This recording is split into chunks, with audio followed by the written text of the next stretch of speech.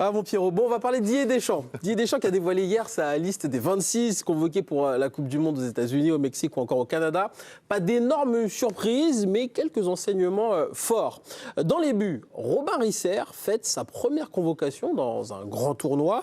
Il profite aussi des mauvaises saisons d'Alphonse Areola ou encore Lucas Chevalier pour occuper le poste de troisième gardien avec Mike Maignan et Brice Samba. En défense, Maxence Lacroix, brillant lors du dernier rassemblement du mois de mars, est convoqué, lui, sinon pas de changement à notifier. Au milieu, pas d'Eduardo Camavinga, pas de Corentin Tolisso, une concurrence féroce avec N'Golo Kanté, avec Koné, Adrien Rabiot ou encore Aurélien Tchouaméni ou Warren Zaïre-Emery. Et puis enfin en attaque, Jean-Philippe Mateta fait son retour en bleu.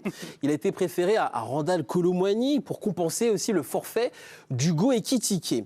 Pierrot, moi je note 3 différences avec la liste que tu nous as gentiment préparée hier. Il n'y a pas de Chevalier, pas d'Udol, pas d'Esteban Le Paul dans cette liste de Didier Deschamps. Est-ce que tu es satisfait des 26 là, qui vont être convoqués pour la Coupe du Monde ? Plutôt, le message envoyé, en tout cas de la part de Didier Deschamps, c'est que son système, il va garder son système avec 4 attaquants, avec un 10 dans tous les cas, parce qu'il a pris que 5 milieux, alors que d'habitude, il en prend 6. D'où la non-présence de Corentin Tolisso. Et puis, Théo Hernandez, moi je suis désolé, mais ça reste une interrogation. Je pense que c'est pas le meilleur Français arrière-gauche du moment et depuis un bon moment. C'est embêtant. Lacroix, je trouve ça complètement normal. Risser, c'est pas une mauvaise idée non plus, étant donné que Chevalier, mais il faut pas qu'il le prenne comme une punition, je pense. Mateta à la place de Le Paul. Je vois pas ce que ça par une punition pour Chevalier. Il est blessé déjà, et puis il n'a pas joué, il n'est pas dans une super dynamique, au même titre que Théo Hernandez. Mais je pense que si tu fais ça pour Théo Hernandez, tu peux le faire aussi pour Lucas Chevalier. Donc la cohérence, elle est pas forcément là, surtout pour Hernandez, plus que pour Risser. Après, Mateta, je suis très content pour lui, honnêtement, parce que c'est un joueur complètement différent. Il a toute sa place dans cette équipe.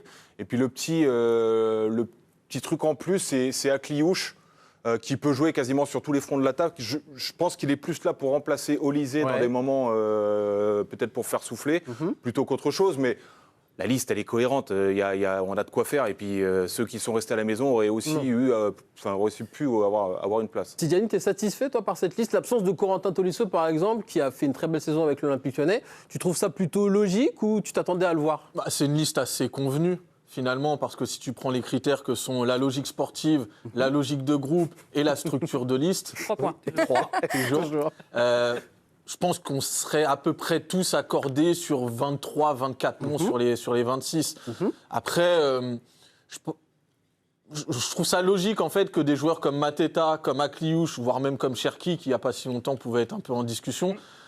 et gagner leur place sur la base des rassemblements qu'ils ont fait. C'est-à-dire qu'il y a une réalité en club, mais l'équipe de France, c'est une autre pression, une Coupe du Monde, c'est une autre pression, c'est le poids du maillot national, c'est 10, 15 millions de téléspectateurs sur des Coupes du Monde, donc c'est autre chose. Moi, je pense que c'est le changement de génération qui ne profite pas à Corentin Tolisso ? Pas forcément ? Non, c'est pas forcément... C'est le système de jeu, en vrai. Oui. Parce que si tu prends Camavinga et pas Tolisso, là tu peux... laisse parler Héloïse. Non, je pense que c'est plus le système de jeu de Deschamps pour lequel Corentin Tolisso, ça n'a pas forcément de tête, je vais y arriver. Si c'est pour parler comme ça, Pierrot reprend. Ça a plusieurs fois même. Non, mais ça n'a pas forcément de sens de mettre Tolisso dans ce système de jeu. Après, je pense que lui, c'est quelqu'un qui a l'habitude de pouvoir monter, de pouvoir se déplacer. Ça peut créer de la désorganisation, je pense, si on passe sur ce que veut faire Deschamps. Donc, pour moi, ça me semble triste pour lui, mais logique. Je sais pas si vous trouvez ça logique quand même. Tristement logique. Tu voulais... Non, mais moi, ça m'aurait beaucoup dérangé s'il avait pris Camavinga et pas Tolisso. Là, pour le coup, c'est pas le cas. Il enlève un milieu de terrain et Tolisso, malheureusement, dépend de ça. Mais il n'y a absolument pas à remettre en question sa saison. Il aurait mérité sa place aussi. Sur les 26 joueurs appelés par Didier Deschamps pour cette Coupe du Monde, 9 joueurs disputeront la finale d'une des 3 Coupes d'Europe. Bradley Barcola, Désiré Doué, Ousmane Dembélé, Lucas Hernandez, encore Warren Zaïre-Emery, finaliste avec le PSG en Ligue des Champions contre le Arsenal de William Saliba. Ce sera le 30 mai. En C3, Lucas Digne, lui, aura une chance d'être sacré avec Aston Villa. Et puis en C4, Maxence Lacroix ou encore Jean-Philippe Mateta pourraient également décrocher leur premier titre européen de l'histoire avec Crystal Palace. Palace. C'est le 27 mai. Alors, Tiziani, OK, ils ont besoin de garnir leur vitrine, leur placard à trophées, mais il y a un risque élevé de blessures. Là, on parle de finale. Une finale, ça ne se joue pas, ça se gagne. Donc, arrête. ils vont tout donner pour gagner. Et prendre des risques. Et prendre des risques. Et ouais. Et moi, ça m'inquiète pour la Coupe du Monde. Ils auront absolument raison parce que, ils sont payés par les clubs pour être performants et pour être présents. Et deux, même en termes d'aspiration personnelle, en fait, tu remplis aussi ta carrière avec des trophées.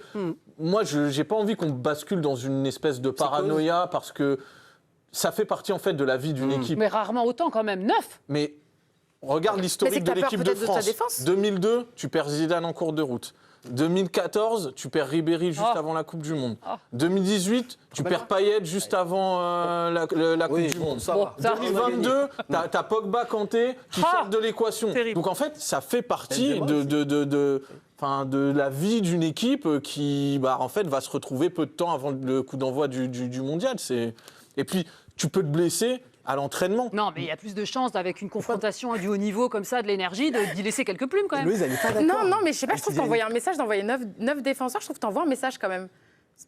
T'as pas confiance en ta défense? 9 défenseurs, je trouve que c'est beaucoup. C'est 9 joueurs qui vont On n'a pas parlé de participer à une défense. finale. Ah pardon, je pensais que vous... Qu'est-ce qu'elle dit, la dame? Non, il n'y a pas forcément que des défenseurs. Sur les défenseurs, il y a William Saliba, j'ai cité Maxence Lacroix, Lucas Digne. Après, c'est souvent des joueurs offensifs qui vont être impliqués dans ces finales. Oui, tu as aussi 6 joueurs qui ont fait les Jeux Olympiques 2024, donc ça c'est cool aussi, ça c'est rassurant sur le fait que Thierry Henry avait fait des bons choix. Non, mais on a un vivier de Barjot. Je veux dire, s'il y a Toi, des tu fais pas blessés, peur, on toi. en prendra d'autres. Hein. Non, mais moi, je veux bien qu'on mette tout le monde dans le formol et personne bouge jusqu'à mi-juin. Oui. Mais déjà, ça ne va pas leur rendre service.